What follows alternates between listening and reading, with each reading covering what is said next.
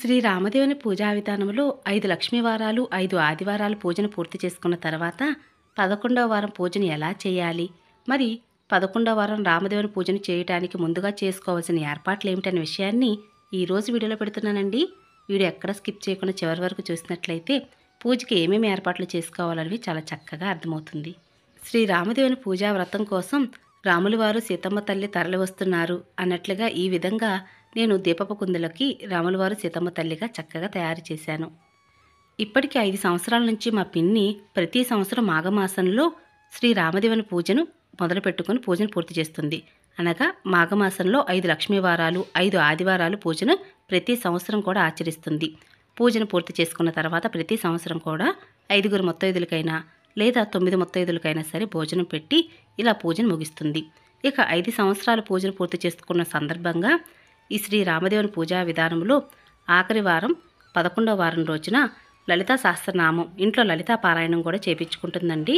చాలా సంతోషంగా పూజా వ్రతాన్ని పిన్ని ముగించుకుంది. ఒక వారంలో వచ్చే గురువారం నాడు, ఆదివారం నాడు ఈ పూజా వ్రతాన్ని ఆచరించవలసి ఉంటుంది. మాఘమాసంలో శ్రీ రామదేవుని పూజను మొదలుపెట్టుకుంటారు. ప్రతి గురువారము, ప్రతి ఆదివారం కూడా ఈ పూజను చేస్తారు. అలాగే పీరియడ్ టైం వస్తే మాత్రం ఆ వారం ఆపేసి తర్వాత వారాన్ని కంటిన్యూ చేస్తూ ఉంటారు. మా పిన్ని అంటే మా అమ్మగారు వాళ్ళ రెండో చెల్లెలు.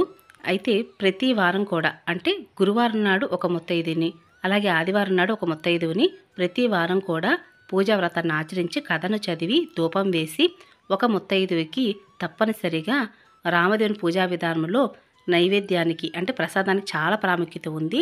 ఆ ప్రసాదాన్ని ఒక ముత్తైదుకైతే ఇవ్వవలసి ఉంటుంది. మీ అందరికీ కూడా శ్రీ రామదేవుని పూజా వ్రతం ఎలా చేయాలి, పాటించవలసిన నియమాలు ఏమిటి, వ్రత కథ గురించి నేను చాలా సంవత్సరాల క్రితమే వీడియోస్ అవి యూట్యూబ్లో అప్లోడ్ చేస్తున్నానండి. మీకు ఎవరికైనా కావాలంటే లింక్ డిస్క్రిప్షన్లో ప్రొవైడ్ చేస్తాను, ఒకసారి చూడండి. ఎంతో మహత్యం ఉన్నటువంటి శ్రీ రామదేవుని పూజా విధానం చాలా బాగుంటుంది. కథ కూడా చాలా అద్భుతంగా ఉంటుంది. వ్రత కథ విధానం వినేటప్పుడే మనకు ఆ పూజలో ఉన్న ఒక మహత్యం అనేది చాలా బాగా తెలుస్తుంది కూడా. అలాగే మరి శ్రీ రామదేవుని పూజ కోసం రాముల వారికి ఇలా తులసి దళాలతో మాల కడదామని మా పెరట్లో ఉన్నటువంటి తులసి దళాన్ని అయితే కోసుకొచ్చానండి. మనం ఎదుటివారు పూజ చేసుకునేటప్పుడు మన పెరట్లో పూచేటటువంటివి లేదా బయటికి కొని కూడా పువ్వులు లేదంటే పూజకు కావాల్సినవి ఏవైనా సరే పూజకి ఇవ్వవచ్చు. చాలా మంచిది ఇలా చేయటం. ఇలా ప్రతి వారం కూడా ఒక్కొక్క ముత్తైదునైతే పిలిచి చక్కగా పూజా వ్రతాన్ని ముగించుకుంది. ఇక 11వ వారం గురువారం నాడు ముందు రోజున బుధవారం అండి. బుధవారం రోజున మేము అన్ని ఏర్పాట్లు చేస్తున్నాము. పూజకు ముందుగానే అన్నీ సిద్ధం చేసుకున్నట్లయితే ఉదయాన్నే పూజ అది చేసుకోవచ్చు. అందులోనూ లలితా పారాయణం ఒకటి పెట్టుకుంటుంది కదా పిన్ని, కాబట్టి లలిత సహస్రనామం కోసం కూడా చక్కగా పూజకు అన్నీ సిద్ధం చేస్తున్నాము. 5 సంవత్సరాలు అంటే చాలా చిన్న విషయం ఏం కాదండి.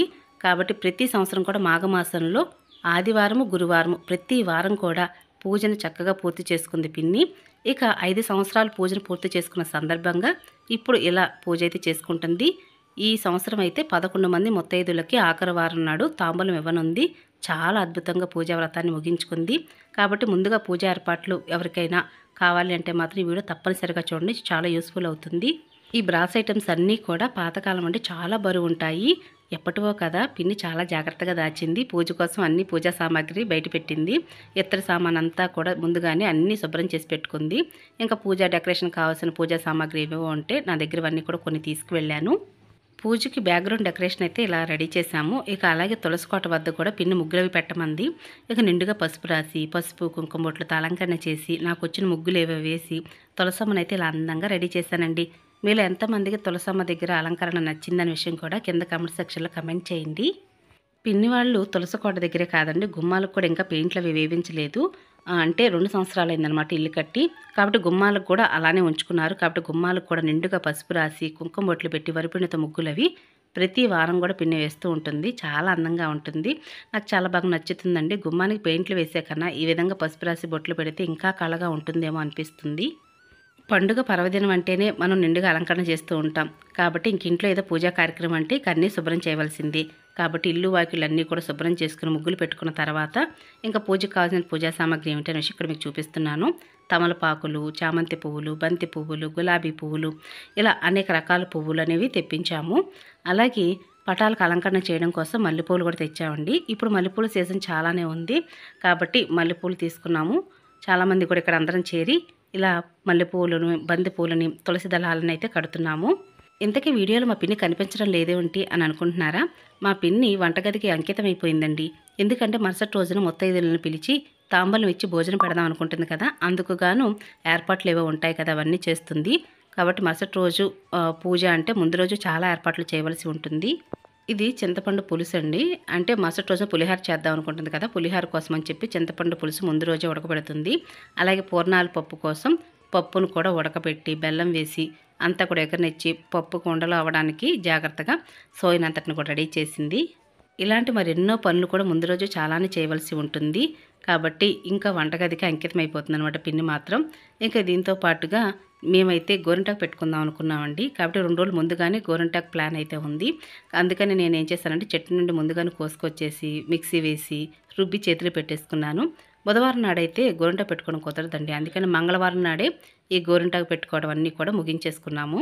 తప్పనిసరిగా గోరింటాకు పెట్టుకోవాలా అంటే ఏదైనా పండుగ పర్వదినం అంటే తప్పనిసరిగా గోరింటాకు అది పెట్టుకుంటూ ఉంటాం కదా!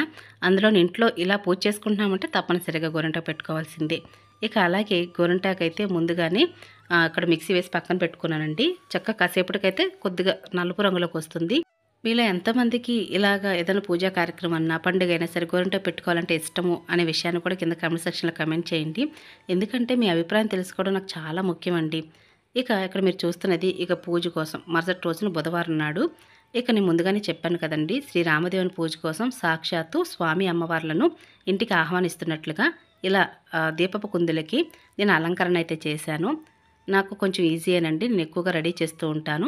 మీరు నా వీడియోస్ కనుక రెగ్యులర్‌గా ఫాలో అయినట్లయితే నేను గృహప్రవేశానికి, అలాగే అక్క వాళ్ళ గృహప్రవేశానికి ఇలా చక్కగా రెడీ చేశాను.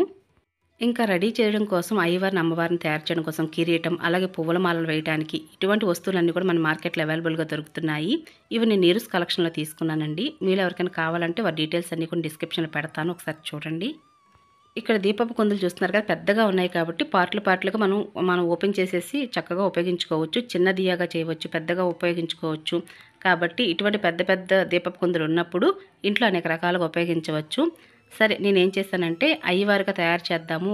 చక్కగా స్వామివారికి అటుపక్క ఇటుపక్క పువ్వులతో అలంకరణ చేయడానికి బాగుంటుందని ఆ విధంగా రెడీ చేస్తున్నాను. ఇక అలాగే అమ్మవారికి వెనక పక్క కిరీటంలా పెడదాము. అలాగే లేదంటే హెయిర్ బన్ కనుక ఉపయోగిస్తే చాలా బాగుంటుంది కదా అనుకున్నాను. అందుకని నా దగ్గర ఉన్నటువంటి హెయిర్ బన్స్ అన్ని తీశాను. చక్కగా పెడదామని చెప్పి రెడీ చేశాను కానీ 3 పెట్టడం కుదరటం లేదండి. చాలా పెద్దగా అయిపోయింది. అందుకని నేనేం చేశానంటే ఒక్క బన్ను మాత్రమే పెట్టాను. నేను ఇలా ఇంటి దగ్గర స్వామి అమ్మవార్లను అయితే రెడీ చేసి తీసుకువెళ్ళాను. చాలా అందంగా ఉన్నారు కదా స్వామి అమ్మవార్లు. ఇక అలాగే పిన్నివారింటికి అయితే నేను వెళ్ళిపోయానండి. వెళ్ళిన తర్వాత వెంటనే బ్యాక్గ్రౌండ్ డెకరేషన్ అయితే నేను తమ్ముడు కలిసి చక్కగా రెడీ చేశాము. నాకు హెల్ప్ చేస్తున్నాడు. కొంచెం హైట్‌లో ఉంది కదా! తమ్ముడైతే చాలా జాగ్రత్తగా పెడుతుంటాడు కదా అని తనకి అప్పచెప్తున్నాను. ఒక్కొక్కటి ఎలా పెట్టు, అలా పెట్టు అంటూ ఇద్దరం కలిసి రెడీ చేస్తున్నాము. ఈ మధ్య కాలంలో మా తమ్ముడు కూడా యూట్యూబ్ ఛానల్ పెట్టాడు. షార్ట్ వీడియోస్ పెడతాడు. చాలా బాగుంటాయి. అందులో నేను కూడా కనిపిస్తూ ఉంటాను. అంటే కామెడీ వీడియోస్ పెడుతున్నాడనమాట. చక్కగా అందరూ నవ్వుకోవచ్చు. హ్యాపీగా చాలా బాగుంటుంది ఛానల్. ప్రాంక్ వీడియోస్ అని తన ఛానల్ నేము. కాబట్టి మీలో ఎవరికైనా ఇంట్రెస్ట్ ఉన్నట్లయితే ఒకసారి తన ఛానల్ విజిట్ చేసి నచ్చినట్లయితే సబ్స్క్రైబ్ చేసి, లైక్ చేసి, షేర్ చేయండి. చాలా బాగుంటాయి వీడియోస్ అన్నీ కూడా. మీకు లింక్ డిస్క్రిప్షన్‌లో ప్రొవైడ్ చేస్తాను. ఒకసారి చూడండి. శ్రీ రామదేవుని పూజను పూర్తి చేసుకున్నాక 11వ వారం ఉద్యాపన ఎలా చేయాలనేది మీకు మరొక వీడియోలో షేర్ చేస్తానండి. అప్పటి వరకు నమస్కారం అండి.